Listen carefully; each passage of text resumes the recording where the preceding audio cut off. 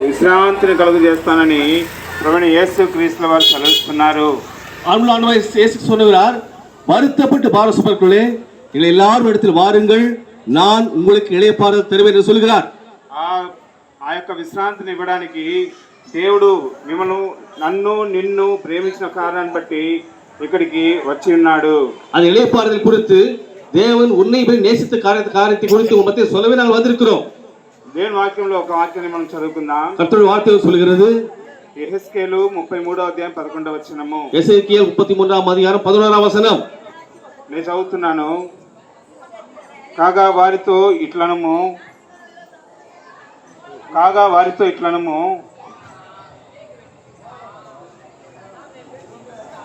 నా జీవముతోడు దుర్మార్గుడు మరణం నొందుట వలన నాకు సంతోషం లేదు. దుర్మార్గుడు తన దుర్మార్గత నుండి మరలి బ్రతుకుట వలన నాకు సంతోషం కలుగును. కాబట్టి ఇశ్రాయేలీయులారా, మనస్సు తిప్పుకొనుడి, మీ దుర్మార్గత నుండి మరలి మనస్సు తిప్పుకొనుడి, మీరెందుకు మరణం నొందుదురు? ఇదే ప్రభువుకు యెహోవా వాక్కు. துன்மார்க்கன் தன் துன்மார்க்கிலே வருவது எனக்கு விருப்பமில்லை. இஸ்ரவேல் ஜனங்களே, நீங்கள் மனம் திரும்புங்கள், இது கர்த்தருடைய வார்த்தை என்று கர்த்தருடைய வார்த்தை சொல்கிறது. కాబట్టి దుర్మార్గుడు దుర్మార్గంలో మరణిస్తే ఆ మరణము నరకానికి తీసుకుని వెళ్తుంది. துன்மார்க்கன் துன்மார்க்கத்திலே மரித்தால் வாழ்ந்து கொண்டிருந்தா அது உன்னை நரகத்துக்கு கொண்டு செல்கிறது.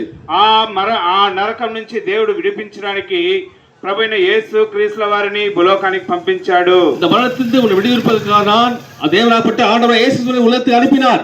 ఆ యేసు క్రీస్తుల వారు ఎవరంటే, அந்த அன்புள்ள ஆண்டவர் இயேசு கிறிஸ்து யார் என்றால், ఆయన ప్రభువులకు ప్రభువు, రాజాది రాజా, ప్రభువులకు ప్రభువు, రాజాది రాజా. ఆయన దేవునికి ఒకే కుమారుడు, దేవుடைய ஒரே குமாரன். ఆయన పరలోకంలో నివసిస్తూ ఉన్నాడు. அவர் பரலோகத்தில் வாழ்ந்து கொண்டிருந்தார். అయితే ఆ పరలోకంలో ఉండుట అది గొప్ప భాగ్యమని ఆయన ఎంచక నిన్ను నన్ను ప్రేమించి ఈ లోకానికి వచ్చాడు. அந்த பரலோகத்தில் வாழ்ந்து கொண்ட நேரத்திலே அந்த பாக்கியத்தை விட்டு உன்னையும் நேசித்து இந்த பூமிக்கு வந்தார். ఆయన నీవలే నావలే లోకానికి వచ్చాడు. உனக்காம் எனக்காம் பூமிக்கு வந்தார். కాబట్టి ఆయన ఎందుకు వచ్చాడు అని మీరు అడగవచ్చు. அவர் ஏன் வந்தார்னு நினைக்கலாம். ఇప్పుడు మనము యెహెజ్కేలు 33:11లో చదువుకున్నాం కదా. ఇప్పుడు 30:11 వాసితం అల్లవా. అదే విధంగా దుర్మార్గుడు దుర్మార్గంలో మరణిస్తే వారు నరకానికి వెళ్తాడు. அதே அந்த வசனத்தின்படியாக துன்மார்க்கத்திலே மரித்தால் அவன் நரகத்துக்கு தான் செல்ல வேண்டும். ఆ నరకం నుంచి నిన్ను నన్ను విడిపించడానికి ఆయన మనల్ని ప్రేమించి ఈ లోకానికి వచ్చాడు. அந்த நரகத்திலிருந்து உன்னை விடுவிப்பதற்காக உன்னை நேசித்து உலகத்துக்கு வந்தார். కాబట్టి ప్రేమైన వాళ్ళరా, ప్రియమైనవారే, ఆ దేవుడు ప్రేమించి లోకానికి వచ్చి 33 సంవత్సరాలు జీవించాడు. உன்னை நேசித்து ஆண்டவர் பூமிக்கு வந்து 33 வருஷம் உலகத்தில் வாழ்ந்தார். చివరిగా 33.5 సంవత్సరంలో கடைசியாக 33 வருஷத்திலே ఆయన నీ కొరకై నా కొరకై నీవు నేను చేసిన దుర్మార్గత కొరకై உனக்காம் எனக்காகவும் நீ நான் செய்த பாவலுக்காக ఆయన కొట్టబడ్డాడు. அவர் அடிக்கப்பட்டார். మొహం మీద ఉమ్మివేయబడ్డాడు. முகத்திலே காரி துப்பப்பட்டார். ఆయన వెంట్రుకలు పెరగబడ్డాయి. அங்கே கல்லறைகள் தலையை முள்முடி அடித்தார்கள். ఆయన చంప మీద కొట్టారు. அவர் மேல் అడితాர்கள். ఆ కొరడాలతో కొట్టారు. సాటైనాలు అడితాர்கள். అంతమాగా ఆ కొరడాలతో కొట్టినప్పుడు ఆ చర్మాన్ని కొరడా చీల్చుకొని లాక్కుంటూ వచ్చేది. வாரினால் அடித்த பொழுது கர்த்தருடைய சரீரத்திலிருந்து அந்த அத்தனை சதைகள் அங்கே பிய்ந்து வந்தன. అంత మాత్రమే కాకుండా அது மாத்திரமல்ல, మన చేతులతో చేసిన పాపాలకు చేతులకు మేకులు కొట్టారు. நாம் கையில் ஆசை பாவலுக்காக அவர் தன் கையில் அடிக்கடி குப்பு கொடுத்தார். ఆయన మనము తలలో చేసిన పాపంలో కొరకై, మన నోటితో కళ్ళతో చేసిన పాపంలో కొరకై తల మీద ముళ్ళ కిరీటం పెట్టారు. நாம் தலையிலே சிந்தனா செய்த பாவலுக்காக நம் தலையை அடிக்கப்பட்ட முள்முடியை அவர் தன் தலையை அடிக்க கொடுத்தார். కాళ్ళతో చేసిన పాపం కొరకై కాళ్ళకు మేకులు కొట్టారు. நாம் காலில் செய்த பாவலுக்காக காலில் ஆணிகள் அடிக்க கொடுத்தார். ఆయన మనము మన యొక్క జీవపు డంబం కొరకై ఆయన కడుపులో ஈட்டத்தை பிடிச்சாரு. நாம் வாழ்க்கையிலே சில பெருமையான காரியங்களுக்காக அவர் இதயத்தில் ஈட்டியால் குத்தப்பட்டார். ఈ విధంగా కొట్టిన కారణాన్ని బట్టి இந்த அடித்ததற்கு நிமித்தமாக ఆయన రక్తమంతా చిందించాడు. முழு ரத்தத்தையும் சிந்தினார். ఆ రక్తంతో నా దుర్మార్గతను పాపమును కడిగాడు. அந்த ரத்தம் மூலமாக உன்கிற பாவங்களை துர்மார்க்கத்தையும் கழுவினார்.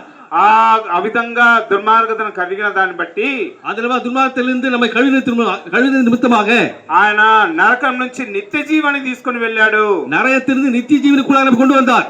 ఆ నిత్య జీవంలో அந்த நித்திய ஜீவனிலே పరలోకం பரலோகம் இருக்கிறது. ఆ పరలోకంలో దేవుడు మనతో కూడా ఉంటాడు. அந்த பரலோகத்திலே தேவன் நம்மோடு கூட இருப்பார். ఇక్కడ ఉన్నట్టుగా దుర్మార్గత అక్కడ ఉండదు. இந்த இங்க இருக்க பூமியில் இருக்கிற பாவம் அங்கே இருக்காது. ఇక్కడ ఉన్న ఆకలి తప్పులు అక్కడ ఉండవు. இங்க இருக்கிற பசி அங்கே இருக்காது.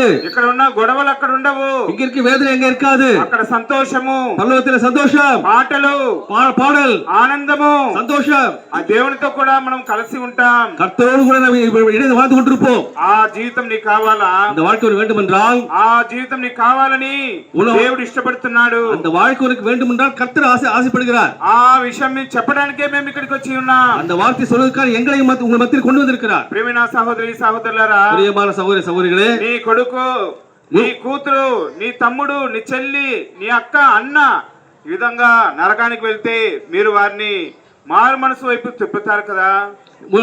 நீ உன்னுடைய உறவினர்கள் உன்னோட கூட பிறந்தவர்கள் அனைவரும் அங்கே மனம் திரும்பாமல் நரகத்துக்கு போவது உனக்கு விருப்பமா இருக்குமா? ఇదే విధంగా దేవుడు కూడా మిమ్మల్ని ప్రేమించి இதே போல கர்த்தர் நம்மை நேசித்து ఆయన మనం నరకానికి వెళ్ళకూడదని, நாம் நரகத்துக்கு போகக்கூடாது என்று, ఆయనతో కూడా మనం ఉండాలని, அவரோடு நாம் இருக்க வேண்டும் என்று ఆయన మిమ్మల్ని పిలుస్తున్నాడు. அவர் நம்மை அழைக்கிறார். దీని నిమిత్తమై இது நிமித்தமாக మీరు పేరు మార్చుకోనక్కర్లేదు. உன் பெயரை மாற்றிக்கொள்ள அவசியம் இல்லை. మీ యొక్క కులాన్ని మార్చుకోనక్కర్లేదు. உன்னுடைய குலத்தை மாற்ற வேண்டிய அவசியம் இல்லை. మతాన్ని మార్చుకోనక్కర్లేదు. மதத்தை மாற்ற வேண்டிய அவசியம் இல்லை. కేవలం ఉచితమే, அது எல்லாம் இலவசமே. ఇక్కడ ఒక చిన్న ప్రార్థన చేస్తే చాలు. சிறிய ஜெபம் செய்தால் போதும். ప్రభువా, ஆண்டவரே, నువ్వు నా కొరకై ఈ లోకానికి వచ్చావు. நீ எனக்காக இந்த உலகத்துக்கு வந்தீர். నా కొరకై మరణించావు. எனக்காக மரித்தீர். నా కొరకై తిరిగి లేచావు. எனக்காக மூன்றாவது உயிரோடு எழுந்தீர். నా కొరకై పరలోకంలో స్థలం సిద్ధపరుస్తున్నావు. எனக்காக పరలోకத்தில் ஒரு இடத்தை ஆயத்தம் பண்ணி வைத்திருக்கிறீர். నేను విశ్వసించి నమ్ముతున్నాను. நான் விசுவாசித்து நம்புகிறேன். నా నోటితో ఒప్పుకుంటున్నాను. என் வாயினால் என்னை அறிக்கையிடுகிறேன். అని నువ్వు చిన్న ప్రార్థన చేస్తే, சிறிய ஜெபம் நீ செய்தால் నీకు ఆ యొక్క నరకం నుంచి పరలోకానికి వెళ్తావు. நீ நரகத்திலிருந்து பரலோகத்துக்கு நீ அழைக்கப்படுவாய். కాబట్టి ஆகவே ఈ చిన్న ప్రార్థన చేయండి. இந்த சிறிய ஜெபம் செய்யுங்கள். నేను కూడా நான் கூட ఈ విధంగా పాపంలో జీవిస్తూ వచ్చాను. பாவத்தில் வாழ்ந்து கொண்டிருந்தேன். అయితే அந்த நாளிலே ఒక దినాన మా తండ్రి నన్ను చెట్టుకు కట్టేసి కొట్టాడు. ஒரு நாளிலே என்னோட தகப்பனா என்னை அந்த கம்பத்துல கட்டி வைத்து அடித்தார். ఎందుకంటే ஏனென்றால் సినిమాలకు వెళ్తున్నానని, சினிமாவுக்கு போகக்கூடாது என்று. అయితే వారు చెప్పిన మాట నేను వినలేదు. அவர் சொன்ன வார்த்தை நான் கேட்கவில்லை. వాళ్ళు కూడా చెప్పారు, ఈ విధంగా ఉంటే నువ్వు నరకానికి వెళ్తావని. அவர் சொன்னார், நீ விதமா இருந்தால் நரகத்தான் போவாய். అయితే నేను అక్కడ వినలేదు. நானும் அந்த நாளில் கேட்கவில்லை. అయితే ఈ విధమైన దేవుని వాక్యం విన్నప్పుడు, இந்த கர்த்தருடைய வார்த்தை விதமா எனக்கு சொல்லப்பட்ட பொழுது, నేను నరకానికి వెళ్తే నాశనం అయిపోతానే, நான் நரகத்துக்கு நான் நாசமா போய்விடுவேனே, அதுக்கு పరలోకానికి వెళ్తే సంతోషంగా ఉంటానే, பரலோகத்துக்கு செல்ல சந்தோஷமா இருப்பேனே అని విశ్వసించాను, என்று విశ్వాసిத்தேன். ప్రార్థన చేశాను, ஜெபம் செய்தேன். అప్పుడు నాకు కూడా రక్షణ దొరికింది. அப்ப எனக்கும் ரட்சிப்பு வந்தது. చెప్పనసక్యమైన సంతోషం దొరికింది. சொல்லி முடியாத மகிமையால் என்ன சந்தோஷம் பெற்றுக் கொண்டேன். అప్పుడు సంతోషంగా ఇప్పుడు మరణించిన నేను సంతోషంగా చెప్పగలను, పరలోకానికి వెళ్తానని. அந்த சந்தோஷ நிமித்தமாக இப்போது நான் சந்தோஷமா சொல்கிறேன், இப்பொழுது மரித்தால் நான் பரலோகத்துக்கு செல்லுவேன். కాబట్టి ప్రియమైన వాళ్ళరా, ஆகவே பிரியமானவர்களே, మీరు కూడా పరలోకంలో ఉండాలని మేము ఆశపడుతున్నాం. நீங்கள் பரலோக பிள்ளைகளாய் மாறுங்கள். ప్రియమైన వాళ్ళరా, பிரியமானவர்களே, రండి, வாருங்கள், మారు మనసు పొందండి, மனம் திரும்புங்கள், పరలోకానికి రండి, பரலோகத்துக்கு வாருங்கள் అని దేవుడు మిమ్మల్ని ప్రేమతో ఆహ్వానిస్తున్నాడు. கர்த்தர் உங்களை அன்போடு அழைக்கிறார். నీ వాక్యాన్ని నమ్మినట్లయితే, இந்த வசனத்தை நம்பும் பொழுது నీవును ఇంటి వారిని గొప్ప ఆత్మరక్షణ పొందేదరు. நீங்களும் உங்கள் வீட்டாரும் பெரிய ஆத்ம ரட்சிப்பை பெற்றுக் கொள்வீர்கள். కేఎం ఘాట్ లో ఉన్న మిమ్మల్ని దేవుడు మిమ్మల్ని ఆశీర్వదించును గాక. இந்த கேஎம் கார்டுகளில் உங்களை கர்த்தர் ஆசீர்வதிப்பாராக.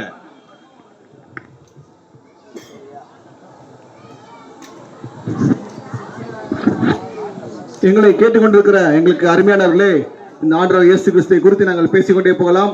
நேரமில்லாத காரணத்தால் நாங்கள் கடந்து செல்கிறோம். எங்களுடைய கரங்களிலே பரிசுத்த வேதாமத்திலிருந்து பிரித்தெடுக்கப்பட்ட சிறு சிறு புஸ்தகங்கள் உண்டு. விலை அதிகமாக இருந்தாலும் மிகவும் குறைந்த விலைக்கு தருகிறோம், வாங்கி வாசிங்கள். மேலும் எங்களை நேரடியாக தொடர்பு கொண்டு எங்களுடைய சபைக்கு நீங்கள் வர வேண்டும் என்று உங்கள் அன்போடு அழைக்கிறோம். புரசவாக்கத்திலே யெகோவா ஷம்மா என்கிற சபை உள்ளது. நம்ம 4 சர்ச்சு சந்து ரித்தடன் சாலை. மீண்டும் அறிவிக்கிறேன்,